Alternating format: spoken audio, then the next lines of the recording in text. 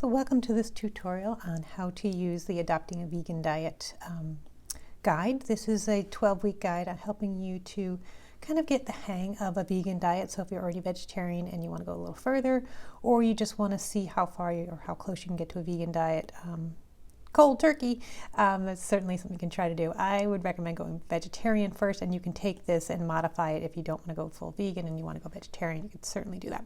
So let's walk through the system and how to use it. So one thing I want to say is that this is not a recipe book. This is not a food program. This is going to help you kind of track your progress as you adopt a vegan diet, but this isn't full of recipes and things like that. So as with all my journals, there is the quick notes page that you can start out on. And this is where if you click the home tab, it'll always bring you back to this page. This is a place to just grab some quick notes, maybe some ideas, some things you want to try. And you can always email me from this page. You can get to the Etsy shop from this page, go to my website, and also see the how-to blog portion of the website. You can find that all right here. And again, that's on the home tab. And this is how most of my planners are set up. And then if you click on the tutorial tab, the goals tab, it will take you to this tutorial, which I'm recording now. And this also will explain to you how to use the Hub notebook system. And the reason why this is important in this particular planner is because this planner is pretty big. It's already over 100 pages with all the tabs that you need for the 12 weeks. So I couldn't stick in other things like a meal matrix, a menu planning, a recipe book. So you can use this Hub notebook system to combine notebooks and put them all in one spot so that you can have a whole vegan lifestyle notebook, and it'll have a recipe book and a menu guide, which you can find over in the website, but it'll also have this guide here. So you just watch the video. It'll explain how the Hub notebook system works and how to insert notebooks, and this will give you a more in-depth look at the Hub notebook system, and you can also get a free 2-subject Hub notebook right over on the blog so that you can kind of figure it out and see how it works. So again, this planner was just too big for me to put everything in that I wanted to put in, so it just has the guide to adopting the lifestyle, but doesn't have a spot for you to do meals and menu planning, things like that. So you can get that there. So anyway, those are behind the goals tab, but let's get into the heart of the goals tab, which is this page here, which is talking about, first of all, why. If you don't have a reason why you're adopting a vegan diet, you're really not going to be able to stick to it because it's not easy, especially if you have a lifestyle where you go out to eat quite a bit. Being vegan and going out in the world is tough. It's much better when you can cook from home and really control and know what ingredients you have. So you need to have a very strong why. So some of the things that you might fall into are the physical benefits. Maybe you want to lose weight, lose inches around your waist, something like that. Or the health benefits. Maybe you want to get some of the toxins out of your body and you're looking to really eat whole foods, and so you want the benefits to the body. So this is more like blood, internal, and this is more external, like your weight or things that you can see on the outside. These are things you can see on the inside. So just a way of thinking about it. Lifestyle, maybe you really want to be animal friendly, you want to be earth friendly, no animal cruelty, things like that. So what are some of the lifestyle benefits? I'm a vegetarian. I'm almost vegan, but not quite. I definitely still eat cheese. Pizza is my downfall. But for me, it's, I just could not possibly eat part of an animal. That's just nothing I could do. So there's some, benefits here. It's just part of my lifestyle is to, live and let live. So that's some of the things you might want to put here. And you may have other benefits as well. So I'm giving you a chance to write down. This is very important. If you don't have a why, you're really going to have a tough time sticking to this. And then your start date and your completion date. Again, this will vary. You may want to do the full 12 weeks and give yourself a chance to really ease into this. Maybe you only want to do a 6-week challenge right now. It's up to you. So I left you enough for 12 weeks, but put your start date and your target completion date here. And then some of the foods you'll mostly rely on. So even if you're not going to go full vegan, maybe you're going to allow yourself cheese, or maybe you're going to allow yourself eggs, something like that. You can kind of put in what are the rules, what foods are allowed in. So all veggies are allowed in, but maybe no peanuts are allowed in. Or you're allowing yourself no dairy milks, but maybe yogurt's allowed in, or something like that.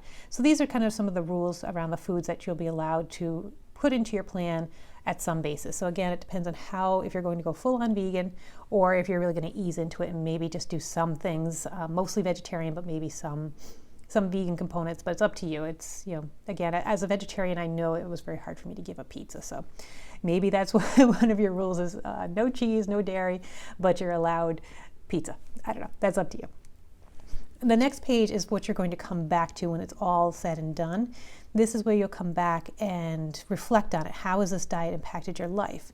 And are you going to plan to stay vegan going forward, or are you going to have a modified version? So really up to you, but this is what you're going to come back to at the end. After you've done your up to 12 weeks, you're going to come back and fill this in. So you'll find all this in your goals tab.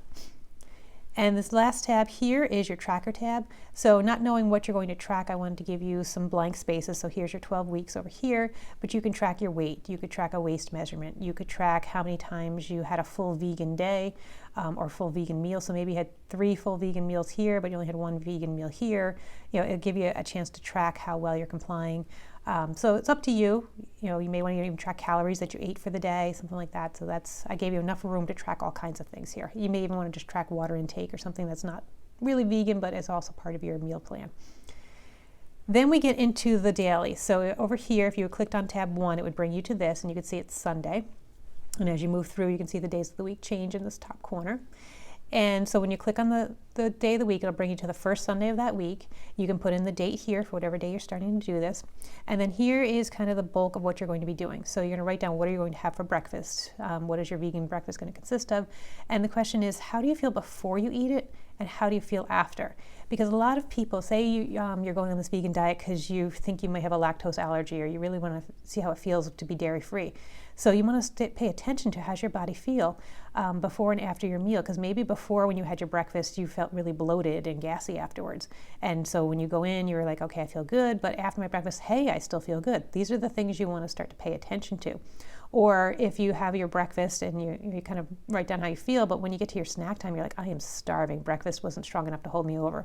Or when you get to lunch, your morning portion of your food was not enough to hold you over. So you want to kind of keep track of how satiating the food is and how you feel, if there's any reactions to your body. If you start to feel better, maybe more energetic as you start to take some of the toxic food out of your diet. This is very important for you to track how you're feeling, and certain meals may be more satisfying to you. I know for me, when I eat just a plain old salad for lunch, after lunch, I'm like, okay, what's next? Where's the rest of the food? So for me, salad alone is not satisfying, but you have to track it, and you have to try different kinds of salad variations to see which one makes you feel full. And if it's just not something that's going to happen, then you want to know that, so you have salads as a side dish and not an entree, something like that. So you really want to track how you feel before and after, and then you want to write down kind of how your day goes. What was really challenging today? Maybe the meal prep was really challenging. Maybe getting all this ready before you went out the door to work was very challenging. Or what felt easy today? Maybe having prep. Like I now have smoothies for breakfast and a smoothie for lunch, and so what I found really easy is my food prep became a snap. And when I was going to work, I just brought 2 smoothies. I was good, and that made my life so much easier. But I had to kind of track this and see what was working, and which, what if I needed an ice pack to make my smoothie last for the day, things like that. I wanted to start to note. And then what conditions in your day were kind of either made things easier or made things harder. So maybe you had a really hectic scheduled day and you didn't get to your snack, and by the time you had lunch, you were so hungry.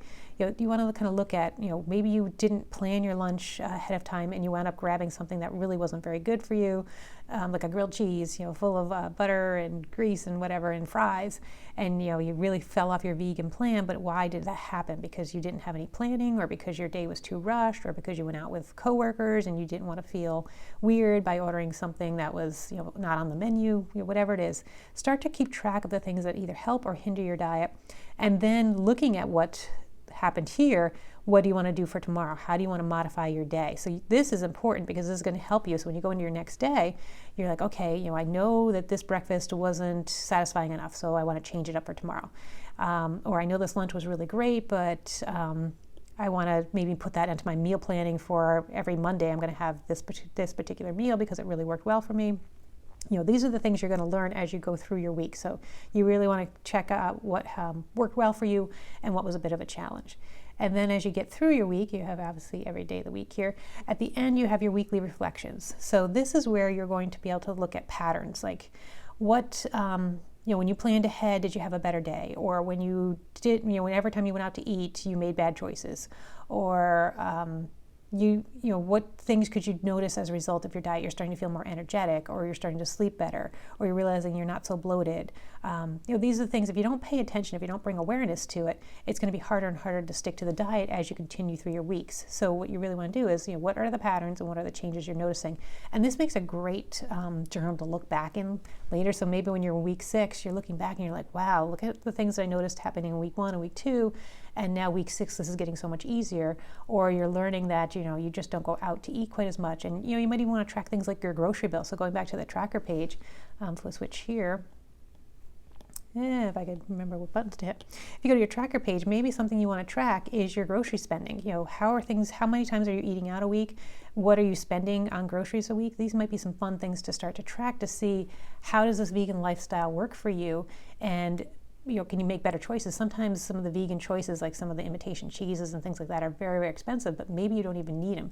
If you're noticing that maybe you don't feel good after you eat one of those vegan cheeses, which was the case for me, I really did not like them. Even the coconut yogurt, really did not like that either. So you kind of want to track these things and be like, wow, it was really expensive and I didn't like it, so I'm just going to do away with it and come up with some other alternative, or just cut yogurt out of my diet or whatever. So these are the things that you can learn, and you can, kind of using these tools together. So you're tracking and you're doing your reflecting on your things, and then your weekly analysis, and that will all help you to maintain this. So, again, there's a reason why you're doing this, and in order to be successful, you have to know that if you're making, if you're achieving your goals, and if you're tracking things and getting the results you want. And then when it's all done, however many weeks you want it to do, you want to come back to this and say, how has it impacted your life, and what are you going to do going forward?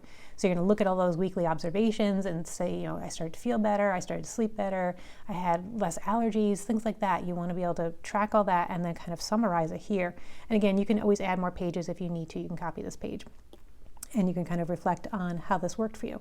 So going vegan is not easy. More power to you if you've been able to do it. I'm close, but I'm not quite there. And I think that for me, it's definitely a way of life. This is something that it's very important to me, that I don't eat any animal products. So, with the exception of cheese. I'm so sorry. But anyway, that's very important to me. And the physical benefits for me, I've noticed that I've lost a lot of weight, and I've made my life so much simpler. For me, having smoothies is really, really simple. And I created a whole planner on smoothies. So if you want to do smoothies, look up the Smoothies for Weight Loss. And I talk about how I created planners and how do I create smoothies, and kind of the methods you can use, and to track all different recipes. It's a fun book, and I've been doing smoothies for breakfast and lunch for a year and a half, 2 years now. So it's definitely something that you can work on, and it helps you adopt this the vegan or vegetarian lifestyle, because there's 2 of your meals already done that are dairy-free, animal product-free. And it's a great way if you're somebody who doesn't like a lot of veggies. Freezing spinach and throwing it into your smoothie is a great way to get some of your greens in, and not worry about the greens going bad in your fridge, which was one of the problems. You can definitely freeze kale, you can freeze spinach, throw it in there. And I think you'll find that it's a great way to go. So pick up the Smoothies Guide as well if you'd like to learn a little bit more about using smoothies as your one of your tools on your vegan journey. So I wish you best of luck, and we'll talk to you soon.